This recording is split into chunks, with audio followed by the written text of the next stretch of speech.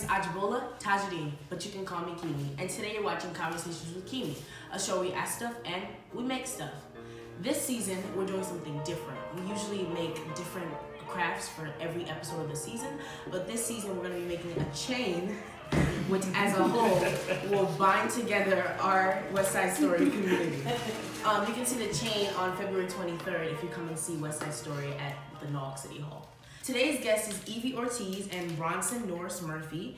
Evie is our Maria in West Side Story and has performed in the first Broadway tour of West Side Story as Maria, while Bronson premiered the role of the Phantom in the first North American production of Love Never Dies.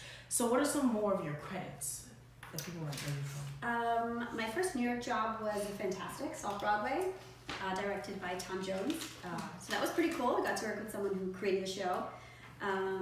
I also played Philia, and a funny thing happened on the way to the Forum. It's actually one of my favorite roles, even though it's small, it's really fun.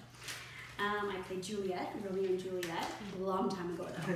So don't ask me to recite. I was going to say, how long ago? A long time ago. But I like to throw it out there because I feel it makes me come off really serious. Absolutely, you're very serious. What about you, Bronson? Well, yeah, before I did Love Never Dies, I was doing Phantom of the Opera on Broadway, the brilliant original production. I toured with Cats. I've done regional productions of Damn Yankees, and funny thing happened on the way to the Forum. No, that was your show. Wait, what's the other really long title about money? What's that show called? You know. How to Succeed in Business Without How Really to Succeed in Business Without Really Trying. That show obviously meant a great deal to me since I couldn't remember the title. Little Birdie told me that you guys played Tony and Maria before together. What was that like? Twice. Wow, before. twice. Yeah. To me, it'd be all the time. What is it? Yeah, right, me too. What is it like being back together again? Oh, It's it was great. extraordinary. I love sitting with them. The day my agent called me about doing this job, I asked my agent, I said, can you find out who the Maria is? And she was like, yeah, I'll look into it. And that night, Evie randomly texted me about something else, but it turned out she was crying to see. Or had you been told? Or No, I hadn't been told yet. But it was the same day. Yeah, I was trying to figure it out without an telling offer came him. through, and I was like, why are you texting me? She's like, well, I might be doing West Side again. It's like, with the new Paradigm Theater and the Newark Symphony. And she's like, yes, And then are you? Yeah. So it's It's great. thrilling. I haven't seen you in A while. a while. Yeah, no, it's great. We have a history. I loved working with him on stage. He's just great. You know, we have great chemistry, but he's such a great person. I love working with someone that I actually like, and I like almost everyone. Every now and again, you're like, I don't want to make out with that person. Forgettable experience. But yeah, especially when you're playing a role that's so intimate. It's great when you get along with the person, and I love singing opposite him. You'll hear he's such a beautiful voice, and I just get lost in listening to it and singing with him. It's just I think we just sing so well together, and that's really special as an artist, you know? Absolutely.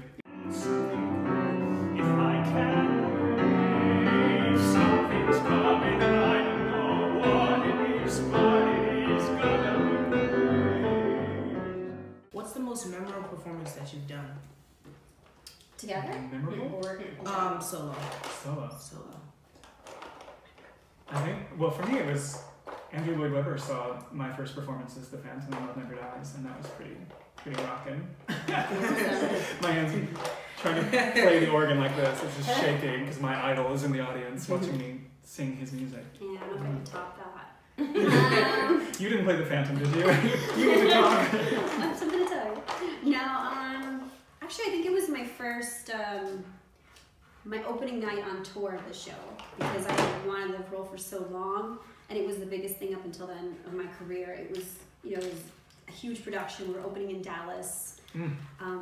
Yeah, it was just the biggest moment for me, and it was just it was an absolute dream come true. I just remember I had all these gifts from family and friends in my dressing room, and I was shocked. I couldn't believe it was actually happening. And when you perform at that level, you just want to do a good job, and you hope that you do.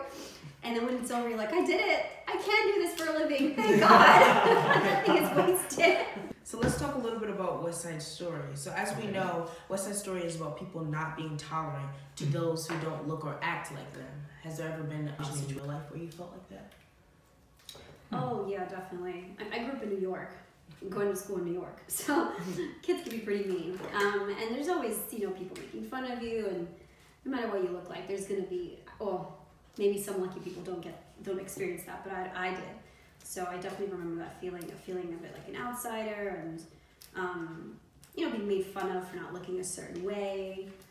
But you know, you just stay true to yourself, and you, especially as an actress, you just use it. You know, you hold on to it, and you get through it. And you learn that, I just wrote on here, there's a place for all of us, because that's like the point of West Side Story, right? Somewhere there's a place for us. No matter what your political affiliation is, the election of 2016 was wrought with pain for a lot of people, and Evie and I were on stage doing a performance of West Side Story, watching the election, watching the results come in backstage, and then going on stage and telling this story about love and acceptance and intolerance, and you know, and that was maybe one of the hardest shows I've ever done in my life.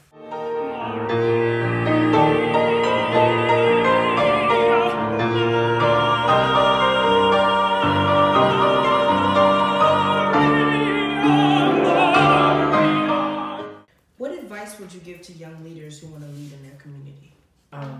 Find what you're passionate about, and find the people that have power in that art form or science or whatever it is that you are passionate about, and kind of check out what they do. I would say don't stay home scared. Time passes really quickly. When you're young, you don't feel like that, but it really does. Before you know it, you're older, and when you're young, there's so many opportunities open to you. You just gotta leave your house and get off your phone, or use your phone to find them, and then get off your phone. And just get out there and look for them. Like, don't stay home. Let's show our work. Oh, it's mine. They made two, I made one. Is it? You know, really cute. Yeah. Oh, that's cute. What's your thing? So let's sign our B1C community hands. Right. So we just sign our name? Come see West Side Story February 23rd with NPT and the Newark Symphony. You can come see our chain, our final product, and thank you guys so much for joining us here on Conversations with Keeme. I enjoyed you guys here, and I want you guys to remember that your voice is your power. So use it. Keeme out. Conversations with Keeme is produced with support from the Department of Economic and Community Development, Connecticut Office of the Arts, which also receives support from the National Endowment for the Arts, a federal agency.